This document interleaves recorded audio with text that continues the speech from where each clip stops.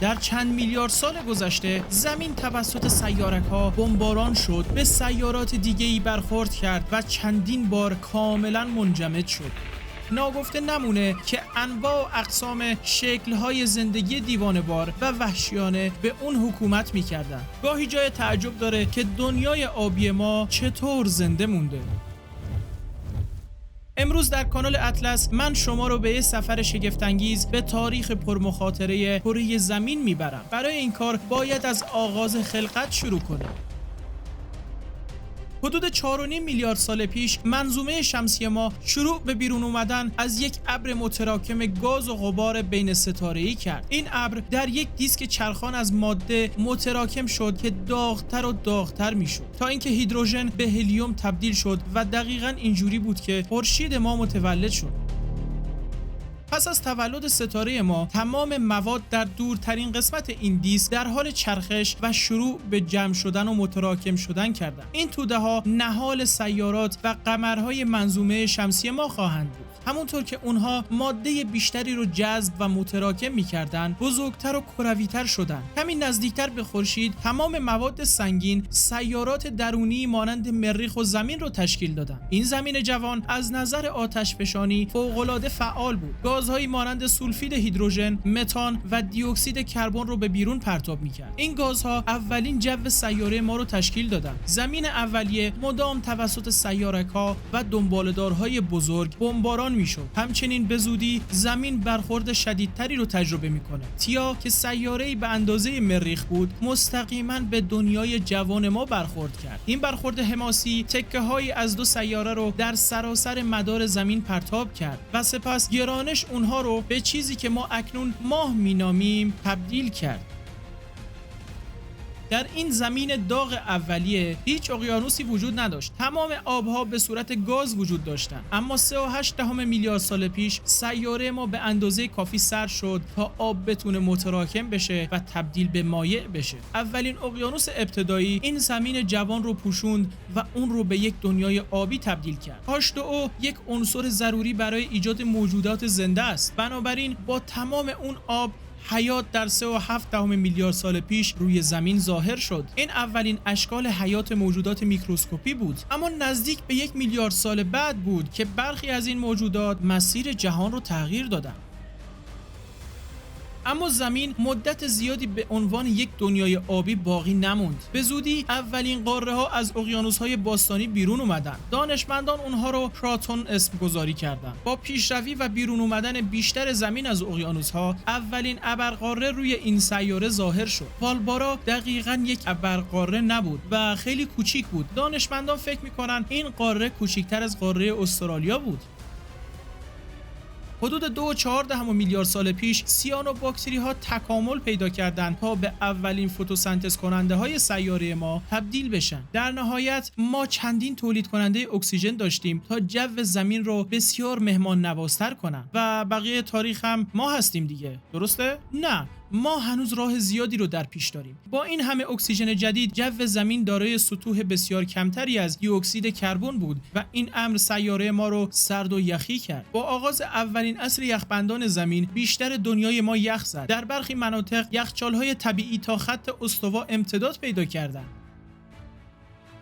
همونطور که جو زمین در حال تغییر بود، قاره ها نیز در حال حرکت بودند. اونها از هم جدا شدند و دوباره در ابرقاره بعدی رودینیا جمع شدند. رودینیا یک ابرقاره واقعی بود. ممکنه این ابرقاره بزرگترین ابرقاره‌ای باشه که تا کنون سیاره ما به خودش دیده. و زندگی چطور؟ بعد از مدت‌ها بالاخره زندگی خورده پیچیده‌تر شد، اما کمی بعد اتفاق عجیبی افتاد. رودینیا کاملا از هم پاشید و ابرقاره جدیدی تشکیل شد. این یکی پانوتیا نام داشت. بعد از اون بین 485 تا 540 میلیون سال پیش انفجاری از حیات جدید رخ داد. این انفجار کامبریان نامیده شد. حیواناتی که در این دوره تکامل پیدا کردند دارای قسمت‌های سخت بدنی مانند صدف یا خار بودند. مشهورترین اونها تریلوبیت‌های بیگانه بودند.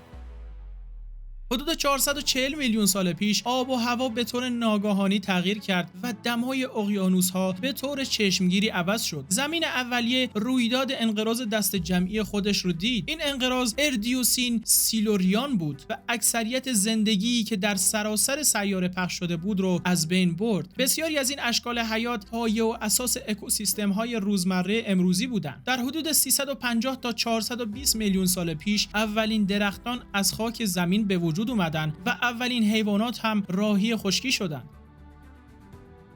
250 میلیون سال پیش این سیاره توسط آخرین ابرقاره وسیع ما پوشیده شد که پانگئا نام داشت. متاسفانه در این دوره بود که زمین شاهد بزرگترین رویداد انقراض دست جمعی در تاریخ ما بود. انقراض بزرگ. مقادیر انبوهی از گاز گلخانه‌ای و گرم شدن سریع جهانی حدود 90% از همه گونه‌های روی زمین رو از بین برد. اما این انقراض دست جمعی به هموار کردن راه برای تکامل موجودات بعدی کمک کرد. چیزی در حدود 230 تا 240 میلیون سال پیش اولین دایناسورها ظاهر شدند. برای 150 میلیون سال آینده اونها بر این سرزمین‌ها حکومت کردند. اگه شما در این زمان اونجا بودید، شاهد آرژانتینوساروس‌های غول‌پیکر بودید که بزرگترین حیوانات زمینی ما بودند، یا ممکنه توسط یکی از بزرگترین شکارچیان روی زمین یعنی تیرکس تعقیب می‌شدید.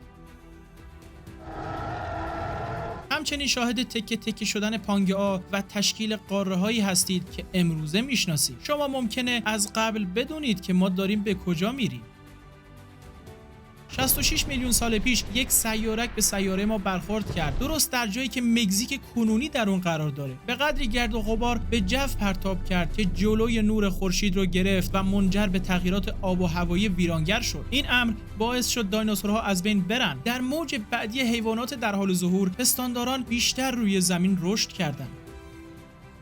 حدود 6 میلیون سال پیش اولین انسان‌های شناخته شده پا به این جهان گذاشتند. این گونه سالانتروپوس نام داشت. البته به احتمال زیاد اونها هنوز 4 دست و پا راه می‌رفتند. 4 میلیون سال پیش انسان‌های اولیه شروع به راه رفتن کردند و حدود 1 میلیون سال بعد اونها اولین ابزار شناخته شده رو توسعه دادند که از اون برای شکستن اشیاء استفاده می‌کردند. حدود 800 هزار سال پیش همه چیز از یه جرقه شروع شد. این انسان‌های اولیه نحوه کنترل آتش رو یاد گرفتن. حالا میتونستن غذا بپزن و گرمای خودشون رو تامین کنن. مغز اونها به تکامل خودش ادامه داد، اما در این دوره بسیار سریعتر از همیشه تکامل پیدا کردن. این انسان‌ها یاد گرفتن که در دنیای اطراف به طور جدی با همدیگه ارتباط برقرار کنن. چیزی در حدود 15 تا 40 هزار سال پیش همه گونه‌های انسانی منقرض شدن، به جز هومو ساپینس ها. 10,000 سال پیش زمین اولین کشاورزان رو به خودش دید. این انسان‌ها که قبلا عشایری بودند، از سرگردانی در این سیاره دست کشیدند و در نهایت از بند خودشون رها پیدا کردند.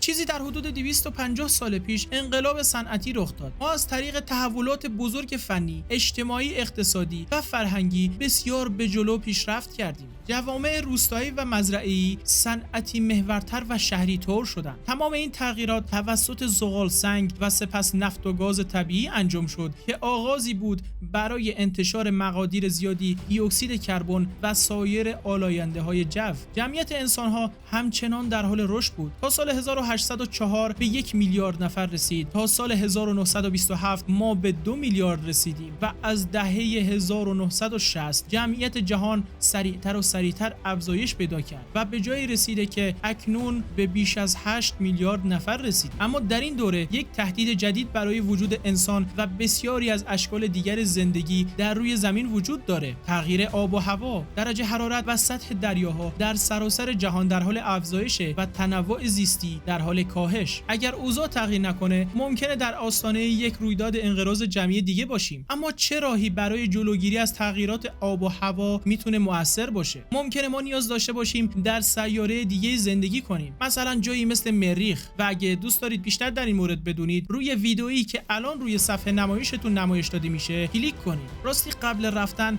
یادتون نره که این ویدیو رو لایک کنید، کامنت بذارید و کانال رو سابسکرایب کنید.